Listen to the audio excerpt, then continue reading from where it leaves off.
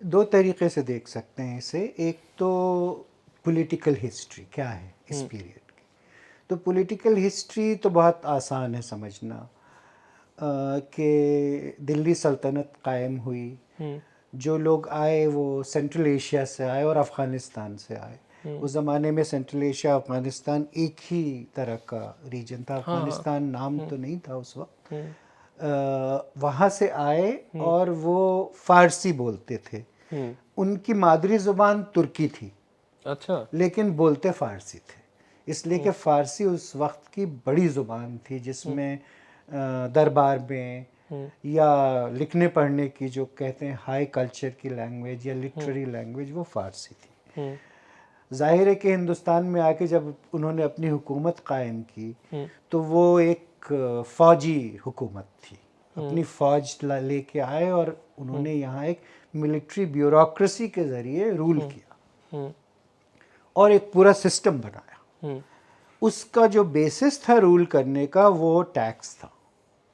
यानी हिंदुस्तान जो कि एक बहुत ही एग्रीकल्चरली प्रॉस्पेरस मुल्क रहा और यहाँ का रेवेन्यू, एग्रीकल्चरल रेवेन्यू का साइज़ बहुत बड़ा था। यानी इतना बड़ा था कि उससे बड़ी बड़ी डायनेस्टीज़ अपना पूरा राजपाट चला सकती थी। तो वो इनके लिए बहुत ज़रूरी था कि उसको उन रिसोर्सेस को टैप करें। तो ये एक तरीका है देखने का कि कैसे वो आए, उन्होंने आके हुकूमत की। हुकूमत सिर्फ दिल्ली में ही नहीं की, उसको बढ़ाया और दिल्ली से वो गुजरात की तरफ गए, बंगाल की तरफ गए, दक्कन की तरफ गए। और ये जो विस्तार हुआ है दिल्ली सल्तनत का, ये एक मिलिट्री फेनोमेनन है, मिलिट्री पॉलिटिकल फेनोमेनन। ये आर्मी के ज़रिए होता है, आप आर्मी के ज़रिए कॉन्कर करते हैं। बहुत कम ही ऐसी कॉन्क्वेस्ट होती हैं जो जिसमें नेगोशिएशन होता है, प्योरली मिलिट्री नहीं होती, थ्रू नेगोशिएशन होता है। आप ये कहते हैं कि ठीक है आप सरेंडर कर दीजिए तो कोई जंग नहीं होगी, वरना फिर नुकसान होगा, हमारा कम होगा आपका ज़्यादा होगा, तो फिर नेगोशिएशंस होते हैं, ट्रीटी होती है। तो इस तरह के भी हमें मिलते हैं एविडेंस के। हर चीज़ मिलिट्री कॉन्क्वेस्ट से नहीं होती, लेकिन आउटकम यही होता है कि वो साम्राज्य उनका बढ़ जाता है और एक केंद्रित है एक जगह पे, यानी जिसे हम एम्पायर कहते हैं। एम्पायर का डेफिनेशन ये होता है कि वो एक बड़ी टेरिटरी होती है जिसको एक स्ट्रॉन्ग सेंटर से कंट्रोल किया जाता है। ये डेफिनेशन है एम्पायर का। हर उसको पॉलिटी को आप एम्पायर नहीं कह सकते। उसके कंट्रोल करने का डेप्थ क्या है वो उस पे बहस है कि क्या वो दूर कम है और नज़दीक ज़्यादा है या दोनों जगह बराबर है। इस पे बड़ी बहस है, लेकिन उन्होंने अपना साम्राज्य एम्पायर फैलाया यहाँ। तो ये सिलसिला चलता रहा। उसके बाद अफ़गान आए यहाँ, लोधी, उनकी हुकूमत चली, उनकी भी ख़त्म हुई। उसके बाद मुग़ल आए सेंट्रल एशिया से, जो अपने आप को मुग़ल नहीं कहते थे बल्कि तिमूरी या चगताई कहते थे, इसलिए कि उनके लिए मुग़ल शब्द बहुत ही बुरा समझा जाता था।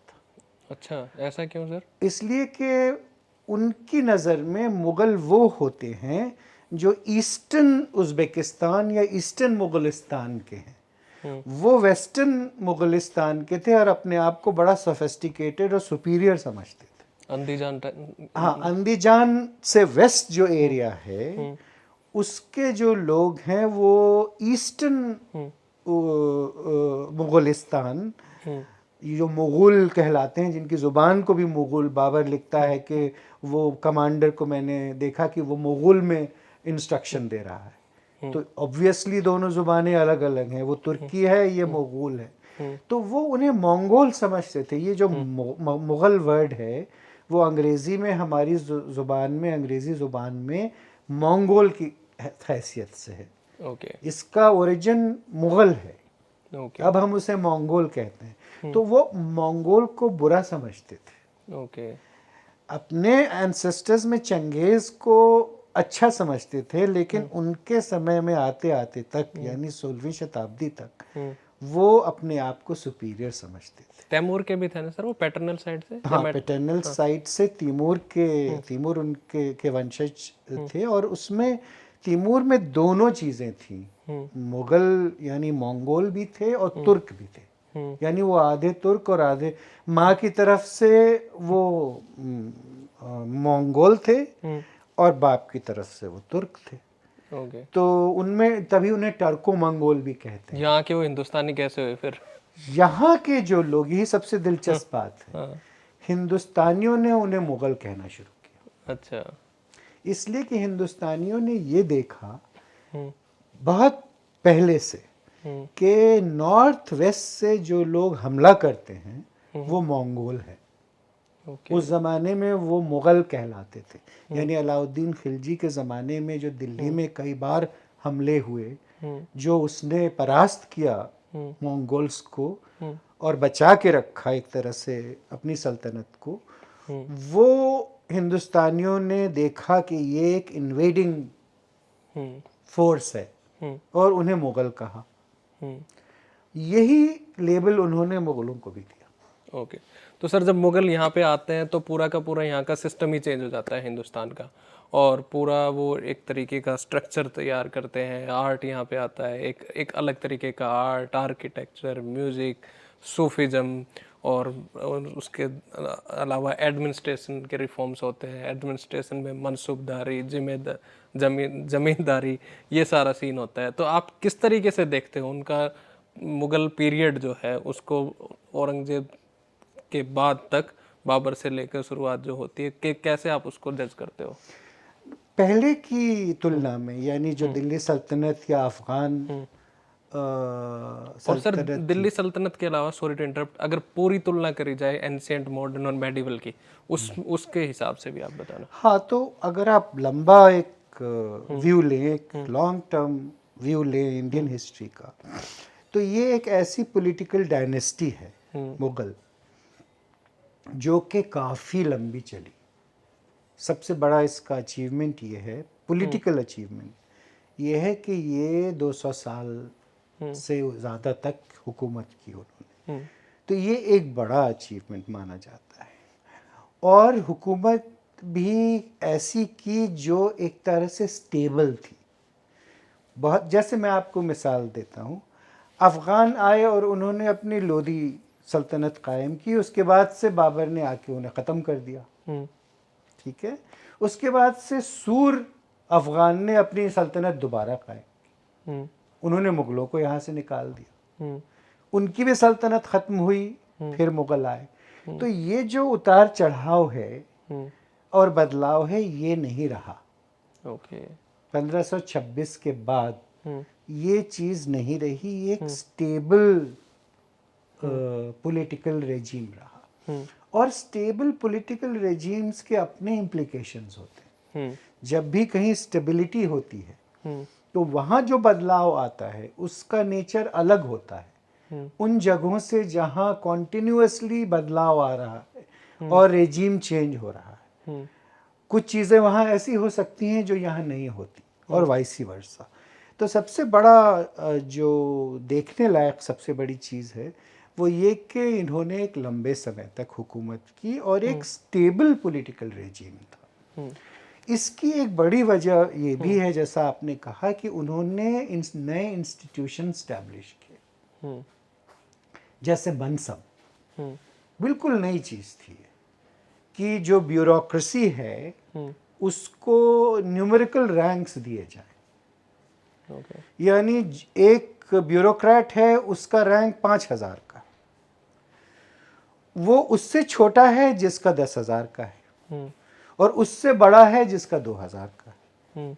तो ये जो हायरार्की क्रिएट की, ये अपने आप में एक अनोखी चीज़ थी। ये हायरार्की सिर्फ इसलिए नहीं थी कि कौन बड़ा है कौन छोटा है, वो तो था ही। जैसे हमारे यहाँ आज है कि एक बड़ा ब्यूरोक्रेट होता है तो उसका डेजिग्नेशन कुछ और होता है और छोटे का कुछ और होता है, वो असिस्टेंट कहलाता है, डेप्यूटी कहलाता है।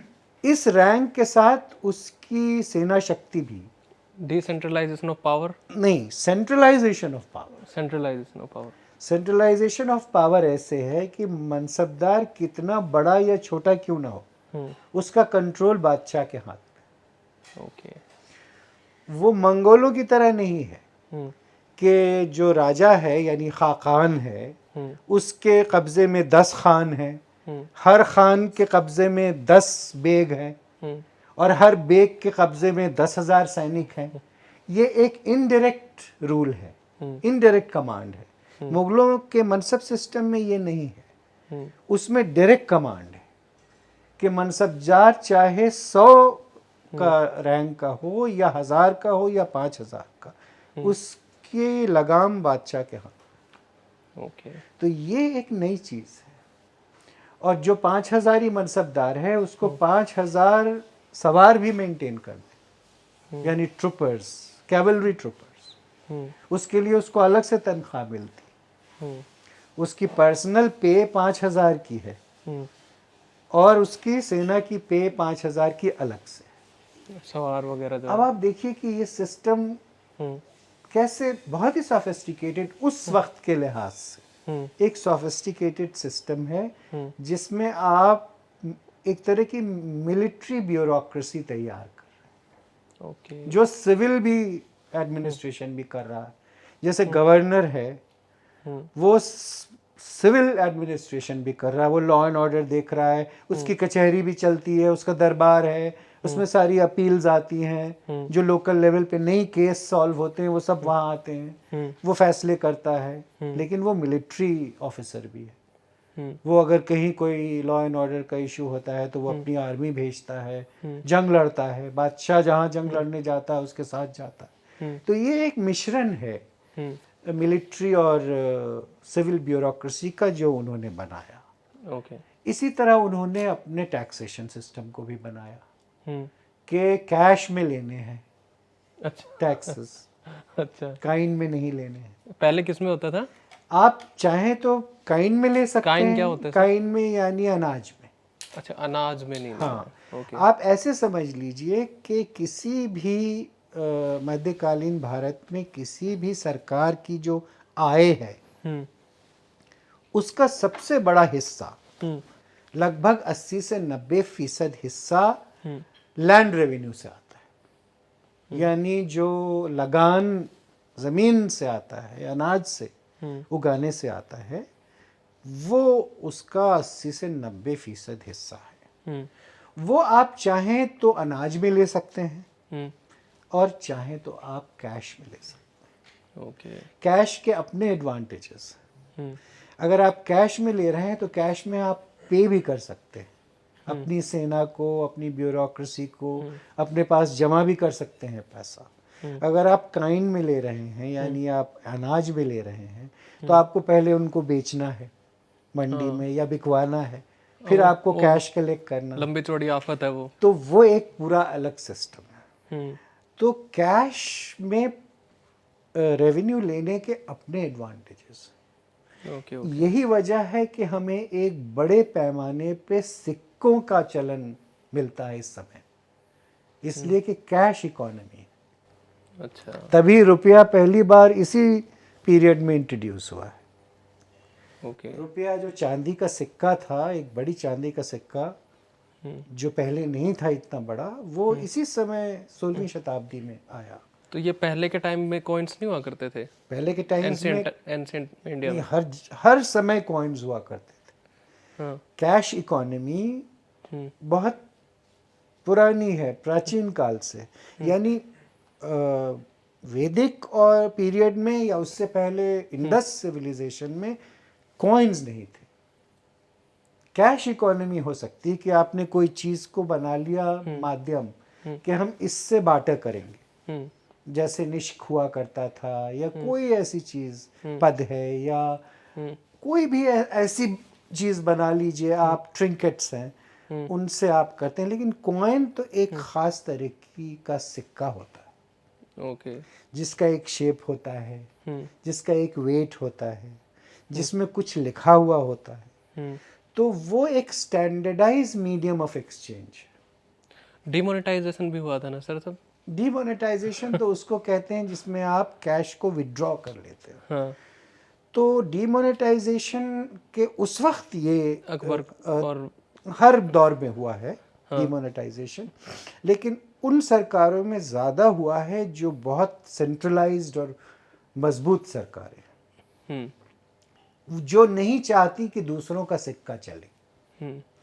तो अगर मान लीजिए कि अकबर के समय में शेरशाह सूर का सिक्का चल रहा है, रुपया शेरशाह सूर ने इंट्रोड्यूस किया हिंदुस्तान में, रुपया सबसे पहले शेरशाह सूर ने चलाया, उसके बाद मुगलों ने उसे बरकरार रखा और बढ़ाया। अब उसको अकबर को ये मान लीजिए ख्याल है, या उसके मिनिस्टर टोडरमल को ये ख्याल है कि सूर जो पीरियड के सिक्के हैं रुपए, उनको सबको निकालना है। अच्छा, तो वो कैसे करेंगे?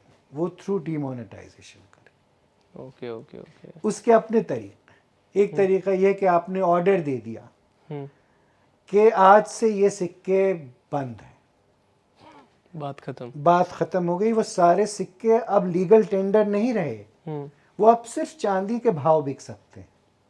अच्छा, पर वो सिक्कों के भाव, हाँ चांदी होती है ना, तो चांदी के भाव बिक सकते हैं, लेकिन उनमें नुकसान है, इसलिए कि सिक्का चांदी के भाव से ज़्यादा होता है। अच्छा, यानी अगर 1 तोले का सिक्का है तो उसमें 1 तोला 2 माशा चांदी मिल सकती है बाजार। Okay okay. तो ये जो 2 माशा एक्स्ट्रा है चांदी, ये उसका सिक्के का प्रीमियम है। तो अगर सिर्फ चांदी के भाव वो बिक रहा है तो वो लॉस है। ओके। तो डीमोनेटाइजेशन के ऑर्डर्स इशू होते हैं। मुगल बादशाह ऑर्डर इशू करता है, जैसे हमारे पास ऑर्डर है कि आज से ये पुराने सिक्के बंद हैं और सिर्फ हमारे सिक्के चलेंगे। ओके। तो इस तरह के डीमोनेटाइजेशन होते हैं, और भी तरीके हैं डीमोनेटाइजेशन।